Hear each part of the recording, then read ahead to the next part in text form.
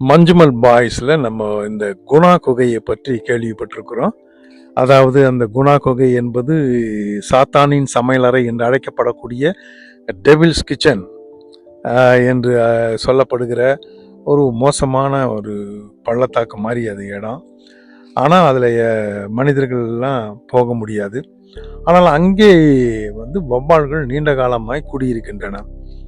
சரி, இந்த மாதிரி வௌவால்கள் எப்படி இருண்ட குகைகளுக்குள்ள, மலை முகடுகள், கற்பாறைகளுக்கு நடுவில், இடுக்குகளில் துர்நாற்றம் வீசக்கூடிய அத்தகைய பகுதிகளில் இந்த வௌவால்கள் மட்டும் எப்படி வாழுது? ஏன் தலைக்கீழாக தூங்கின்னு அந்த பாறை இடுக்குகளில் வாழணும்? இப்படி இதுக்கு விடை கண்டுபிடிக்க நம்ம சில விஷயங்களை பார்க்க வேண்டியதாக இருந்துச்சு. அப்போ வந்த ஒரு தகவல் தான் பர்மிய கதை என்பது. இந்த வௌவால்கள் ஏன் இப்படி தலைக்கீழாக தொங்குது, இதுக்கு யார் காரணம், யார் இத்தகைய தண்டனையை கொடுத்தா அப்படின்றது ஆச்சரியமான ஒரு கேள்விக்குறியாக இருந்தது. ஆனால் உண்மையிலே இத்தகைய தண்டனையை வழங்கியது யாருன்னு கேட்டால் நீங்கள் ஆச்சரியப்படுவீங்க. அது கடவுள் தான் இத்தகைய தண்டனை அதுக்கு கொடுத்துருக்காரு. எப்படி, ஏன் கொடுத்தாரு, என்ன நடந்துச்சு? சரி, நம்ம கதைக்குள்ள போகலாம்.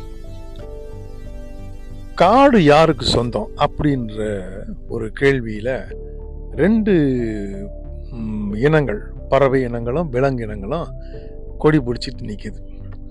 இது எங்களுக்கு தான் சொந்தம், நாங்கள் வாழ்ந்தது, எங்கள் மூதாதைகள் வசித்த இடம், இந்த இடம் நாங்கள் தான் முட்டையிட்டு குஞ்சு பொறிச்சு காலங்காலமாக இந்த காட்டில் தான் வாழ்ந்து நிற்கிறோம், இதனுடைய எல்லா பகுதிகளும் எங்களுக்கு தான் சொந்தம் அப்படின்னு பறவைகள் கொடி பிடிச்சிது. உடனே விலங்குகள் சொன்னிச்சு, உங்களை மாதிரி தான் நாங்கள் இந்த காட்டில் காலங்காலமாக வாழ்ந்துன்னு வரோம், எங்களுடைய குட்டிகள் எல்லாம் நாங்கள் கன்றுகள் எல்லாம் ஈன்று இங்கே தான் நாங்கள் எங்களுடைய இனம் முழுக்க செழித்து வந்துட்டுருக்கு. நாங்கள் நீங்களாச்சும் அப்படி நாட்டு பக்கம் எப்படியாவது பறந்து போயிட்டு வர முடியும், எங்களால் அப்படிலாம் போக முடியாது, அதனால் இந்த காடு எங்களுக்கு சொந்தமானது அப்படின்னு விலங்குகளும் கொடி உயர்ச்சிச்சு. இப்போ மிக கடுமையான போர் தொடங்குது. இந்த விலங்குகளுக்கும் பறவைகளுக்கும் பெரிய மோதல் தொடங்குது. இந்த மோதல்ல தங்களுடைய ஆதரவை கேட்டு பறவைகள், இது நம்ம இனம் தானே இந்த வௌவால்களா, இவங்க கிட்ட போய் நம்ம ஆதரவு கேட்போம் வாங்கன்னு சொல்லிட்டு பறவைகள்லாம் வௌவாலுங்களை கூப்பிடுதுங்க. நீங்களும் நம்மளை மாதிரி தானே இருக்கிறீங்க, பறவைகளா மாதிரி தானேப்பா இருக்கிறீங்க, வாங்க நம்ம இந்த விலங்குகளை விரட்டணும், அதுங்களை எதிர்த்து போர் புரியணும், நமக்கு சப்போர்ட் பண்ணுங்க வாங்க அப்படின்னு சொல்லிட்டு கூப்பிடுதுங்க. அதுக்கு அந்த வௌவாலுங்க ரொம்ப சாதுரியமாக அந்த பிரச்சனையை தவிர்க்கணும் அப்படின்னு பார்க்குது. என்ன காரணம்னா, அந்த போரில் ஒருவேளை நம்ம பறவைங்க கூட சேர்ந்து போராடி கடைசியில் அந்த விலங்குகள் ஜெயிச்சிடுதுன்னா நம்மளை பழி வாங்கும் அப்படின்றதுனால அதுங்க வேற ஒரு முடிவை எடுத்து சொல்லுதுங்க. நாங்கள் எல்லாம் உங்கள் கூட வர முடியாது, அது என்ன காரணம்னு சொன்னால் எங்கள் அப்படியே பழத்தெல்லாம் சாப்பிட்டுக்கினே பேசுதுங்க. எங்களுக்கு கண்ணு தெரியாது, எங்களால் உங்களுக்கு ஒரு பெரிய பலனும் கிடையாது, பெரிய அளவில் நாங்கள் உபயோகமாக இருக்க மாட்டோம், அதனால் நீங்கள் எங்களெல்லாம் அவ்வளோவா நம்பாதீங்க, எங்களால் முடியாது அப்படின்னு சொல்லி அனுப்பிச்சிருச்சிங்க அந்த பறவை. விலங்குகளுக்கும் பறவைகளுக்கும் இடையான இந்த ரெண்டு பேருக்கும் இடையான பெரும் போரில் விலங்குகளுடைய கை ஓங்குது. அது ஒரு ஜெயிக்கிற மாதிரி ஒரு சூழல் உருவாகுது. அப்போ அந்த வௌவாலுங்கெல்லாம் போயிட்டு விலங்குகளை பார்த்து, அதுங்கக்கிட்ட நாங்கள் தெரியாமல் நாங்கள் அந்த பறவைகளுக்கு சப்போர்ட்டாக இருந்துட்டோம், ஒன்றும் பிரச்சனை இல்லை, நாங்கள் உங்களுக்கு ஆதரவு தெரிவிக்கிறோம் அப்படின்னுங்க. அப்போது ஒரு விலங்கு ஒரு குறுக்கு கேள்வி கேட்குது, நீ எப்படி விலங்கு பக்கம் ஆதரவு தெரிவிக்க முடியும், நீயும் பறவை தானே அப்படின்னு கேட்குது. அப்போ அந்த வௌவாலுங்க சொல்லுது, இல்லை நாங்கள் பறவை கிடையாது, நாங்கள் பாலூட்டி இனத்தை சேர்ந்தவங்க, உங்களை மாதிரி தான், நாங்கள் குட்டி போட்டு பால் ஊட்டுறோம், அதனால் நாங்களும் விலங்குகள் தான் அப்படின்னு சொல்லிட்டு அதுங்க கூட சேர்ந்துக்கின்னு இந்த பறவைங்கள்கிட்ட ஒற்றுமையே கிடையாது, உங்களுக்கு நான் அதுங்களை எப்படி வீழ்த்துறது ஒழிக்கிறது என்பதை நான் சிம்பிளாக சொல்லித்தரோம், நாங்கள் உங்களுக்கு அதனுடைய டாக்டிக்ஸ்லாம் எங்களுக்கு தெரியும் அப்படின்னு சொல்லி இந்த பறவைங்கிட்ட சுத்தமாக ஒற்றுமை கிடையாது, ஒன்றோட ஒன்றா பயங்கரமாக அடிச்சுங்க, எங்களுடைய இந்த தானிய பகுதிகள், அந்த களஞ்சிய பகுதிகள், தானிய களஞ்சியங்கள் எல்லாம் போயிட்டு நீங்கள் தீயை வச்சு அழிச்சிட்டிங்கன்னு சொன்னால் நீங்கள் அதுங்கெல்லாம் தானியம் கிடைக்காம ஓடிடும், வேற எங்கேயாவது இடந்த தேடி ஓடும், அதுங்க தண்ணி குடிக்கிற இடங்கள்லாம் நீர்நிலைகள்லாம் நீங்கள் விஷம் அடிச்சிட்டிங்கன்னா அதுங்க எல்லாம் கூண்டோட மாண்டுடும். அப்புறம் முழுக்க நாம தான் வெற்றி அப்படின்னு சொல்லி அதுங்களை சேர்த்துதுங்க. விலங்குகளை ரொம்ப ஒரு கஜோல் பண்ணி அதுங்க கூட சேர்ந்துக்கிறதுக்கான முயற்சி எடுக்குது. இப்படி போயிட்டு இருக்கிற நேரத்தில் அந்த போரினுடைய சூழ்நிலை வேற மாதிரி மாறுது. அங்கே என்ன மாறுதுன்னு சொன்னால் பறவைகளுடைய கை ஓங்குது. இப்போ பறவைகள் ஒரு கட்டத்தில் ஜெயிக்கிற மாதிரி வரும்பொழுது உடனே இந்த வௌவாலுங்கெல்லாம் திருப்பி இங்கே ஓடியாந்துருச்சு. பறவைங்கிட்ட வந்து எங்களை மன்னிச்சிருங்க, நாங்கள் தெரியாமல் வந்து இந்த விலங்குகள் பக்கம் போய் நின்றுட்டோம். நீங்கள் நாமெல்லாம் ஒரே இனம்தானம்மா. நாங்கள் இந்த விலங்குகளை எப்படி ஒழிக்கிறதுன்றதுக்கு அதுக்கு ஒன்று டெக்னிக்லாம் எங்களுக்கு தெரியும், நாங்கள் உங்களுக்கு சொல்லித்தரோம். இந்த விலங்குகள் வந்து எப்போவுமே வந்து ரொம்ப பசின்னு அலையுங்க. இதுங்களுக்கு வந்து ஒரே வழி என்னன்னு சொன்னால் நெருப்பை காட்டினா பயந்துருங்க, எல்லாம் அரண்டு ஓடிடுங்க. ஸோ நீங்கள் காட்டை கொளுத்திட்டீங்கன்னா நீங்கள் அதுங்க எல்லாம் வந்து விட்டுட்டு அண்ணாண்ட ஓடிடும், அடுத்த நாட்டு பக்கமாக ஓடி போய் சேர்ந்துடும். விலங்குகளுக்கு நெருப்புனா பயம் அப்படின்னு சொல்லி அந்த பறவைங்களுக்கு சொல்லி இதெல்லாம் நீங்கள் செஞ்சீங்கன்னா விலங்குகளை முழுமையாக ஜெயிச்சிடலாம் அப்படின்னு சொல்லிட்டு அந்த பறவைங்கிட்ட வந்து கன்வின்ஸ் பண்ணுதுங்க சேர்த்துக்கிறதுக்கு. இந்த சமயத்தில் இந்த போர்னுடைய பிரச்சனை வந்து ரொம்ப மோசமாக போவே கடவுள் இதில் தலையிடுறாரு. அப்போ விலங்குகளையும் பறவைகளையும் கூப்பிட்டு கடவுள் அட்வைஸ் பண்ணுறார்.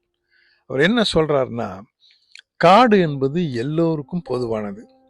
இதில் இருக்கக்கூடிய வளங்கள், இந்த வனப்பகுதிகள் அனைத்தும் முழுமையும் எல்லா உயிர்களுக்கும் சொந்தமானது. ஒரு சின்ன மின்மினி பூச்சியிலிருந்து எறும்பு, ஈ, எல்லா உயிர்களும் இதில் வந்து கான்ட்ரிபியூட் பண்ணுது. இந்த காட்டில் எல்லா உயிர்களும் ஈசல்லேருந்து எல்லா பட்டாம்பூச்சியிலேருந்து எல்லா உயிர்களும் ஒரு ஒரு கான்ட்ரிபியூஷனை கொடுக்குது. அதனால் இது இவங்க தான் வளர்த்தாங்க, இவங்களுக்கு தான் சொந்தம், இவங்க தான் வளர்த்தாங்க, இவங்களுக்கு சொந்தன்றதெல்லாம் நம்ம சொல்லக்கூடாது. நீங்கள் 2 பேரும் சமாதானமாக போகணும். இந்த காடு எல்லாருக்கும் பொதுவானது அப்படின்னு கடவுள் சொல்கிறார். ஒரு கட்டத்தில் ரெண்டும் யோசித்து பார்த்து அது ஒத்துக்குதுங்க. எல்லாருடைய கான்ட்ரிபியூஷன் இருக்குது, நம்ம வந்து இந்த சண்டை தேவையற்றது அப்படின்னு ஒரு முடிவுக்கு வந்து ரெண்டும் இணக்கமாக ஒன்றா இருக்கிறதுக்கு முடிவு பண்ணுதுங்க. இந்த சமயம் பார்க்கும்போது நம்மக்கிட்ட வந்து மாற்றி மாற்றி சொல்லி இந்த காட்டையே அழிக்கணும்னு சொல்லிட்டு பிளான் போட்ட இந்த வௌவாலுங்களை வந்து என்ன பண்ணுறது, இதுங்க இந்த காட்டில் இருக்கவே கூடாது, இதுங்க வாழிடம் வந்து காட்டில் இருக்கக்கூடாது, இதுங்களை துரத்தணும், சரி கடவுள்கிட்ட சொல்லுவோம் இந்த வௌவாலுங்களை பற்றின்னு சொல்லிட்டு கடவுள்கிட்ட இந்த மாதிரி வந்து இந்த காட்டையும் அழிக்க சொன்ன இந்த வௌவாலுங்களை நம்ம என்ன செய்யறது அப்படின்னு கேட்கும்போது கடவுள் சொல்கிறாரு, இதுங்களுக்கு வந்து ஒரே வழி என்னன்னா இதுங்களை துரத்துங்க, மலை, பாறை, கற்பாறை இடுக்குகளில் போயிட்டு அதுங்க தொங்கியே வாழட்டும் அப்படின்னு சொல்லிட்டு இதுங்க பண்ண இத்தகைய அந்த எல்லாத்தையும் அழிக்க நினைச்ச அந்த சிந்தனைக்கு இதுங்களுக்கு இதுதான் தண்டனை, இதுங்களை விரட்டி விடுங்க அப்படின்னு சொல்லிட்டு விரட்டி விட்டாங்க. அப்படி விரட்டப்பட்ட வௌவால்கள் தான் பல்வேறு மலை இடுக்குகள்ல இருந்து குணா குகையிலிருந்து எல்லா இடங்கள்லையும் போய் தொங்கிக்கிட்டு இருக்கின்றன. சரி, நம்ம இப்போ இந்த கதையிலேருந்து இப்போ தேர்தல் நேரம். நான் இந்த கதையிலிருந்து அரசியல்வாதிகள், குறிப்பாக அரசியல் தலைவர்களுக்கு, கட்சி தலைவர்களுக்கு சொல்லிக்கொள்ள விரும்புவது ஒன்று தான். அது என்னன்னு சொன்னால், இந்த சமுதாயத்தில் இப்படியும் அப்படியும் எல்லார்கிட்டையும் இப்படி நல்ல பேர் எடுத்துக்கிட்டு எல்லார் பக்கமும் இருக்கிற மாதிரி நடித்து கொண்டு வாழக்கூடிய மனிதர்கள் இருக்கிறாங்கல்ல, இந்த வௌவால்களை போன்ற இந்த மனிதர்களை குறித்து மிகுந்த எச்சரிக்கையாக இருக்கணும். அதாவது நம்ம இந்த தாவறதுக்கு வந்து நம்ம குரங்கை பயன்படுத்துவோம். ஆனால் அந்த குரங்கு வந்து தாவறது மட்டும்தான், அது தன்னுடைய பழைப்புக்காக அது செய்யுது.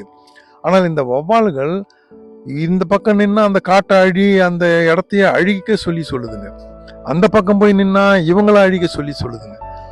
அப்படியே சொல்லி தன்னுடைய சர்வைவில மட்டும் பார்த்த இந்த வௌவால்களை போன்ற ஒரு மாபெரும் கூட்டம் பல்வேறு இடங்கள்லையும் நிர்வாகங்கள்லையும் இருக்கதான் செய்யுது.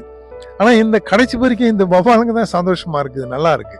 தன்னுடைய நியாய தர்மத்துக்காக போராடிய அந்த விலங்குகளை போலவோ, தங்களுடைய நியாய தர்மத்துக்காக போராடிய அந்த பறவைகளைப் போல அல்லாமல், அல்ல கடவுளை போன்ற ஒரு நல்ல மனிதன் வந்து நியாயம் அவங்களுக்கு புரிய வைத்து, ஒரு சமாதானத்தை ஏற்படுத்தி, நியாயத்தை புரிய வைத்து, எல்லாருக்கும் எல்லாம் பொதுவானது என்று சொல்லக்கூடிய தன்மை உள்ள மனிதர்களை எல்லாம் இந்த உலகம் இப்பொழுது புறந்தள்ளி இருக்கிறது.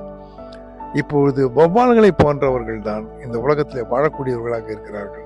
இது இப்போ அரசியலில் வந்து மிக பெரும் இந்த வௌவால்கள் கூட்டம் தான் வாழ்ந்து கொண்டிருக்கிறது என்பதை நம்ம பார்க்க முடிகிறது.